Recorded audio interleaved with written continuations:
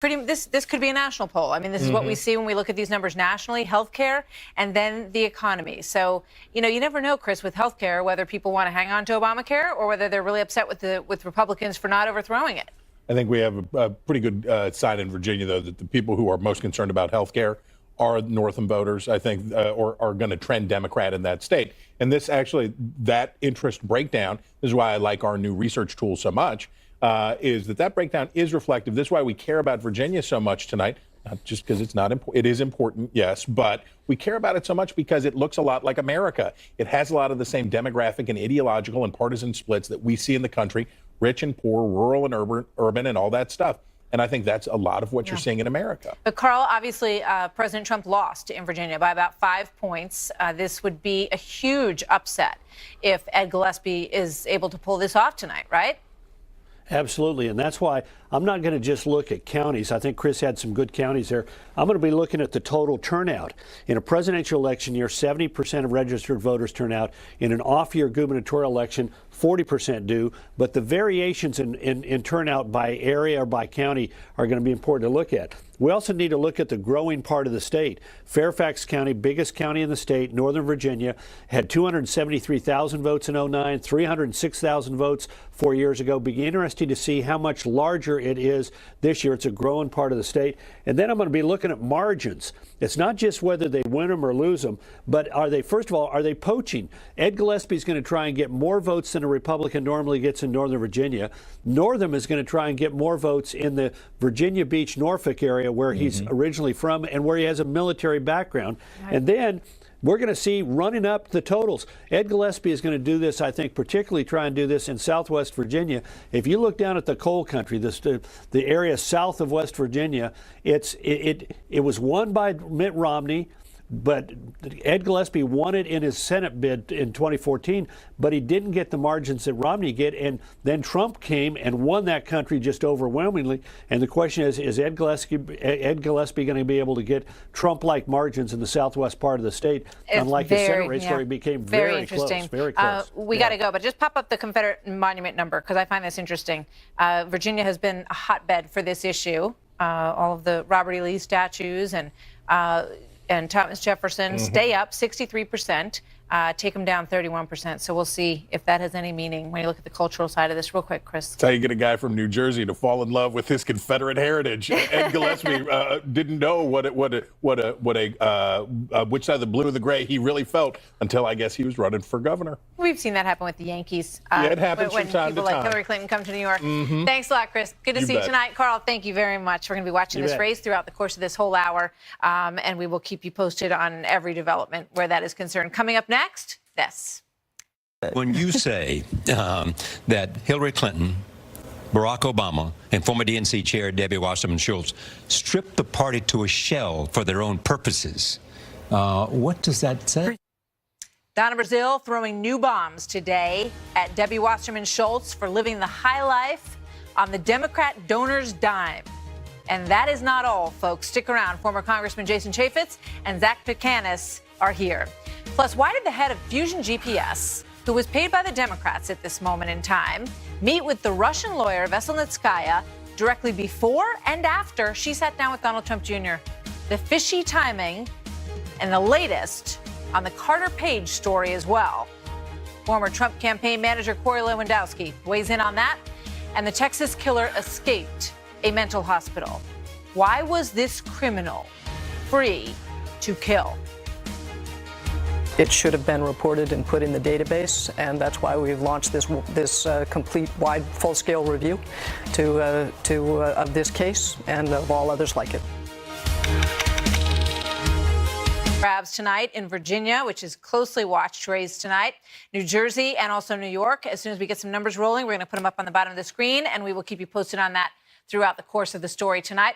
It comes, of course, at a critical time for the Democratic Party, which appears to be having some issues, shall we say, in the wake of the bombshell new book by former DNC chair Donna Brazile, who has gone after everybody from President Obama to Debbie Wasserman Schultz to Hillary Clinton over the course of all of this. Listen to this morning. I read the book that you were upset with Robbie Mook, certainly. You also sound very angry with Hillary Clinton.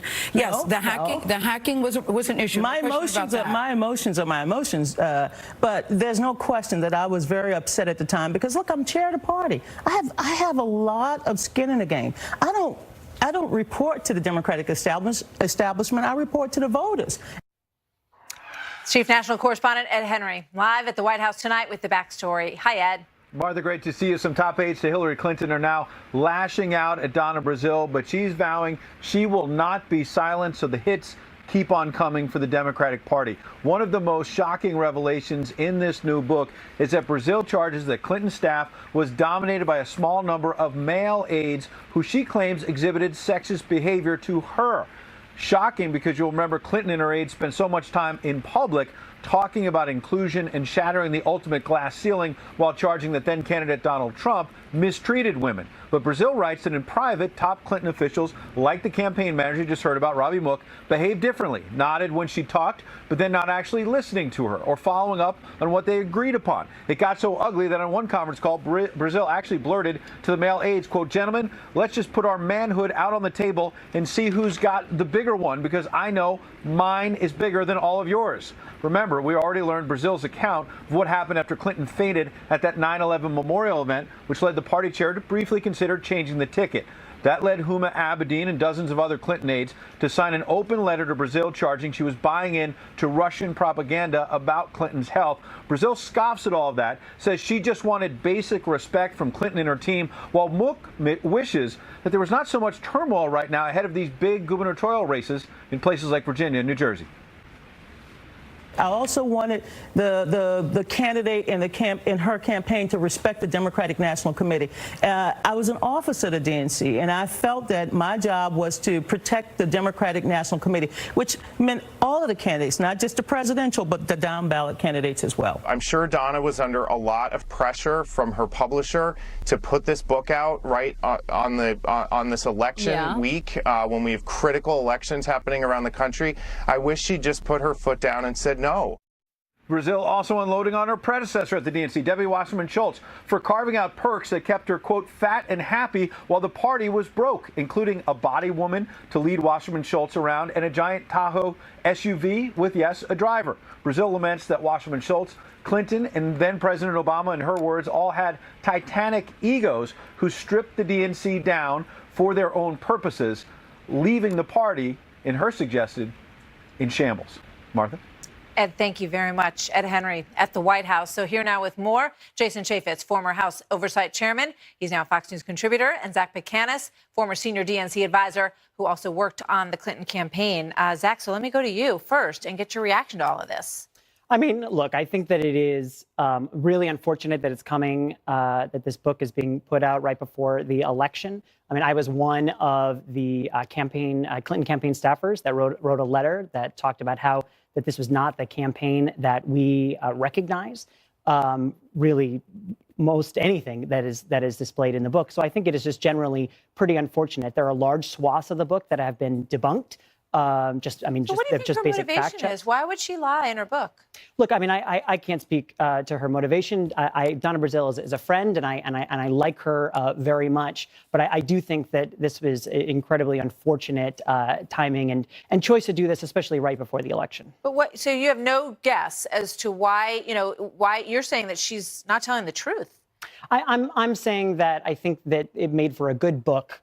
But she said she was disrespected by men on the campaign. She said that they would look at her and nod but not listen to her. He was so obsessed, basically, she said, with his data.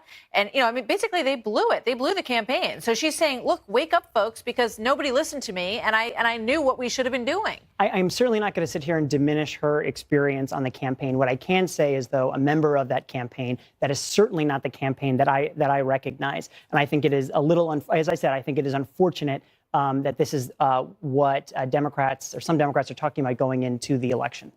Jason, what do you think? Look, it is pretty stunning, the gravity of it. Look, she was very revered. I mean, she has decades with the Democratic Party and revered enough to make her the chairman of the party. So you've got to... She helped him out in a pretty tough time, too. She came in and stepped in at a very, very difficult time.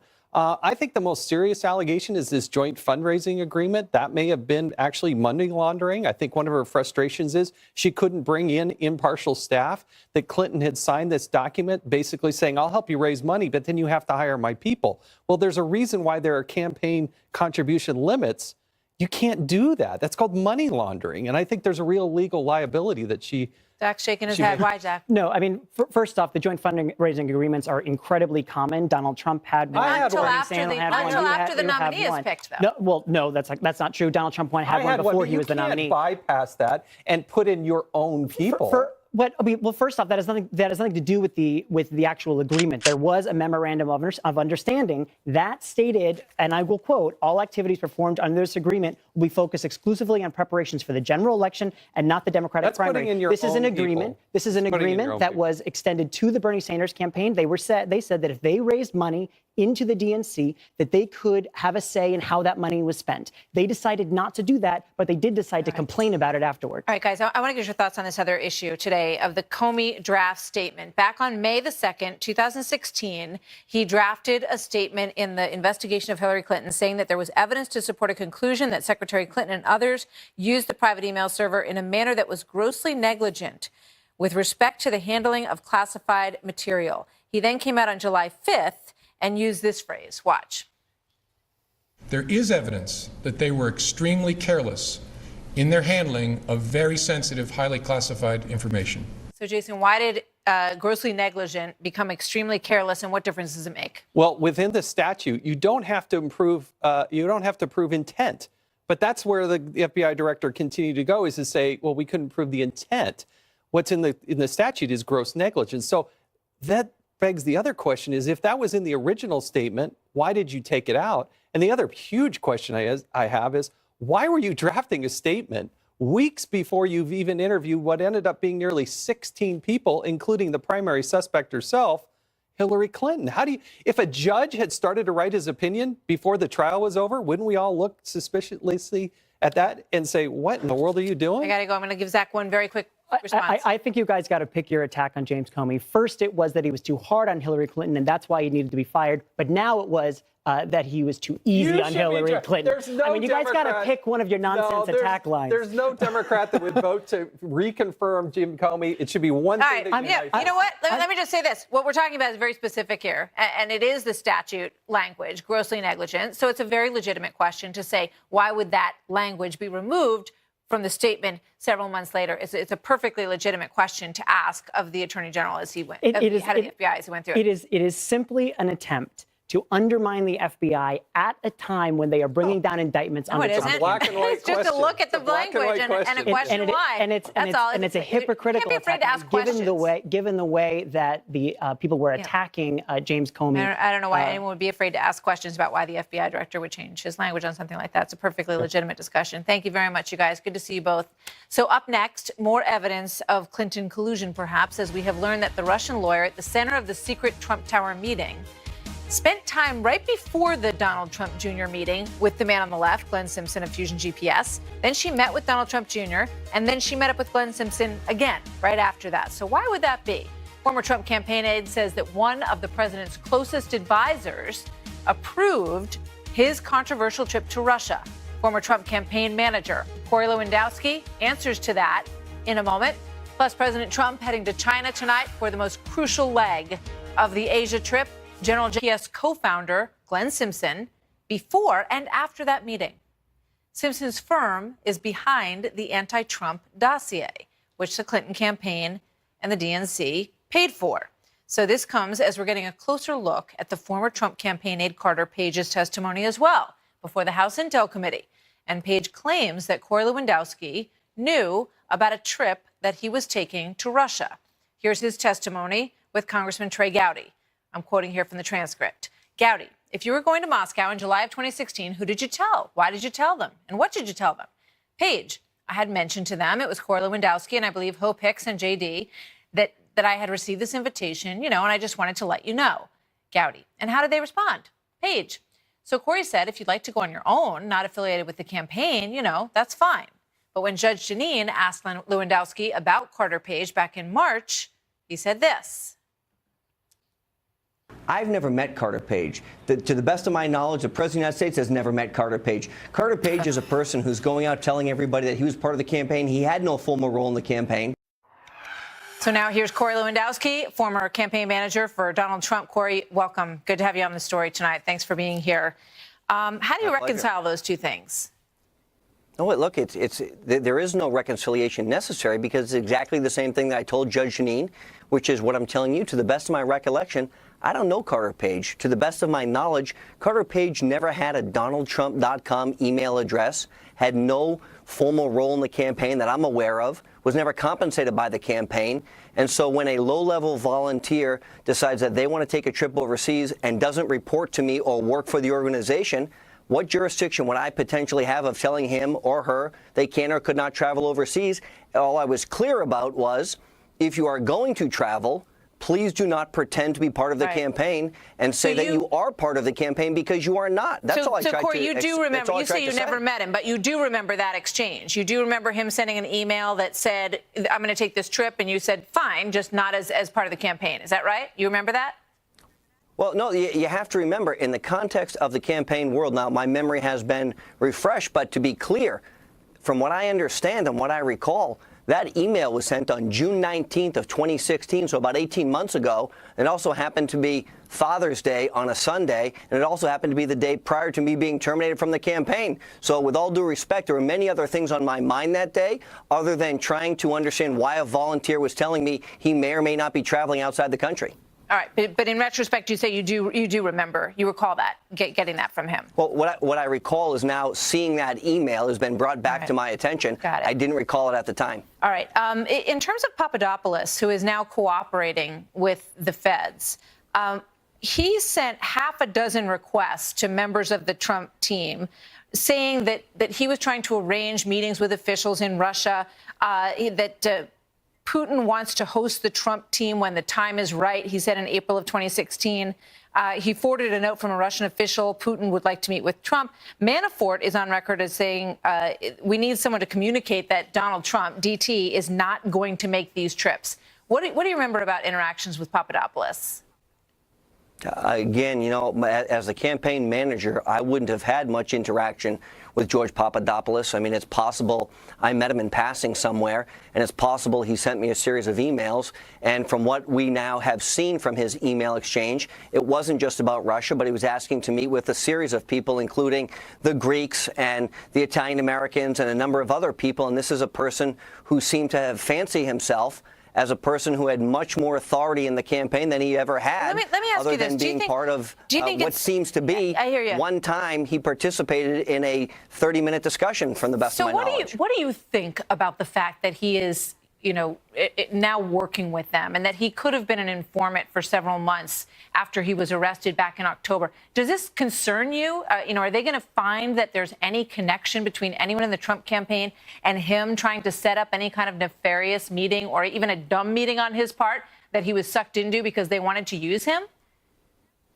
Look, I don't know, but from what has been reported, if he was lying to the FBI, and that's why he did a plea deal, because he was arrested for lying to the FBI for not being truthful, then he should suffer the consequences of that. And I am very certain that there is no relationship between me as the campaign manager and Donald Trump as the candidate and George Papadopoulos that would have incorporated collusion, cooperation, or coordination with Russia in any way, shape, or form, to the best of my knowledge. So if he was lying to the FBI, which is a crime, then he should be accountable for those lies. Understood. I want to ask you about this other issue, which I mentioned in the introduction, which that it's been revealed now that Glenn Simpson, who is the founder of Fusion GPS, who was paid by multiple campaigns over the course of this, but the Democrats at this point in the process, that he saw Natalie Veselnitskaya, who very much wanted to secure this meeting with Donald Trump Jr., and we know now is to talk about repealing a sanction, that he met with her beforehand and after that meeting. What do you make of that, Corey? Well, what I make of it is, if you listen to Dianne Feinstein, the senator from California, she said, as her professional opinion as the ranking member on the Intelligence Committee, she's seen no collusion or cooperation between the Trump campaign and Russia. But we can't say the same about the Clinton campaign. The Clinton campaign has now publicly admitted that they've spent millions of dollars to a spy overseas, an MI6 former agent, to provide information and money to Russia to produce this dossier. The DNC is part of it. It seems to be that she might have had some cooperation with that through Fusion GPS. And so there's some grave concerns about the Clinton campaign and their ability to funnel money to a spy from Great Britain so they could go and get information from Russia, which included Fusion GPS, of which she seems to have been meeting with now. Well, the House Intel Committee wants a lot more documents from Fusion GPS. They're stonewalling them on this latest request, and we're going to stay on top of it. Very interesting element to this whole story. Corey, thank you very much. Good to see you tonight. Thank you. All right, so we're getting some early numbers in Virginia, and I should stress that they are very early numbers. You can see 10% of the vote is in, and that's how it looks right now. Ed Gillespie at 51%, Ralph Northam at 44%. There are many counties that have not come in, so we will continue to keep a close eye on these as they come across, and we will keep you posted as we get more. Coming up next. President Xi, where we will be tomorrow, China, has been very helpful. We'll find out how helpful soon. President Trump sounding optimistic as he travels to China tonight with hopes of getting President Xi on board to try to stop the nuclear threat from North Korea. That is a very tall order, a delicate matter in so many ways. So who better than General Jack Keane to tell us what he thinks about this tonight?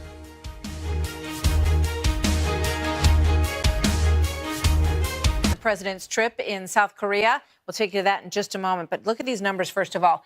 19% of the vote is in, and as you can tell, it's tightening up quite a bit. Looks like a very tight race in the early going here, 49% to 50%, with Ed Gillespie just slightly ahead, 19% of that vote in. We're going to get some analysis on that and look at the counties, what the importance is of what has been recorded and what is still out there, so we can give you a better sense of where this thing looks like it may be headed, and we'll do that in just a moment. In the meantime, new video, as I said, in from South Korea, where the president attempted to travel to the demilitarized zone between North and South Korea. You saw Brett Baer there earlier with a fascinating package about what it is like to be right on that border. But we're told that bad weather moved in and they turned the motorcade around. The president had said earlier that the White House rather, that they weren't going to do that trip, which a lot of presidents do make because they wanted to spend time with the troops in South Korea instead. So we'll see what came of that. But tonight, as you know, he is headed to China, where he will begin his meetings with President Xi. Here now, General Jack Keane, chairman of the Institute for the Study of War and a Fox News military analyst. General, what do you think about the attempt at the DMZ? Well, I can understand it possibly. I've always thought it's overrated. You know, it's kind of the North Koreans take huge advantage of a president visiting the DMZ. Oh, you mean a president going there and that photo opportunity? Yeah, I mean, I thought the decision to go see the troops was a much better decision and not give the North Koreans the photo op. I mean, there's pressure around the president. Oh, you've got to go there and see this sort of thing. But I've been there a few times myself. It's not a big deal. It doesn't measure up. All right, so let's talk about the more important substance of his trip to China. And he has had a good relationship so far with President Xi. We've seen some movement from China that we didn't expect to see, but it's a long way to go. Yeah, I mean, this is the centerpiece of the trip. Yeah. As much as you're going to go to two countries after that, this is really what the Far East trip is all about. I mean, this is the most important bilateral relationship the United States is going to have in the 21st century. And President Xi has more power and more ambition, more strategic ambition to be the preeminent global power in the world and replace the United States. He wants to dominate Asia and the Pacific for sure. He's coming close to it already. That's why President is reassuring our allies that we're back, we're in the game, we're going to stand by you. So he's got to go up there. He's got this incredibly delicate situation, Martha. He needs his help on North Korea. He's going to tell them, you're not doing enough. I need it faster. I need more. At the same time, he's going to try to talk to them about Chinese aggression, trampling all over our allies in the Pacific and also our own interests. And he's going to talk to them about unfair trade imbalances, the fact that U.S. companies can't compete so well inside of China. He's got to talk to them about cyber espionage, ripping off our intellectual property so much in the United States. So how he works not to put the other things on the table, or Xi will walk out of there with a victory. But it works both ways, too, because China needs does. us economically. And they also don't really want a lot of trouble from North Korea. They don't want to deal with refugees pouring across their border from North Korea either. Or a war. There are common things that they both want. But I do find the most fascinating part of what you just said is his desire for world dominance. And Putin has the same desire. Mm-hmm. So you've got President Trump and President Xi and Vladimir Putin all fighting, and they're all strong characters for the future of the world. Yeah, we've returned to an era of big power competition again, which you're not old enough to realize it, but I am. and we're there, and we're right in the middle of it. Putin can't get to world domination because he doesn't have an economy to support him, but China can. Fascinating. And we're on a collision course with them. General Jack Keane, we'll be along for the ride with you by our side. Thank you very much. Good to see you, General. So coming up tonight, we'll get you some brand new numbers on the race in Virginia as we continue to watch these come in. 19%, 49-50. Very tight in the very early going here, and we're going to get some analysis on these numbers. Chris Stirewalt will join us and tell us which counties are in, what these numbers really mean in just a moment.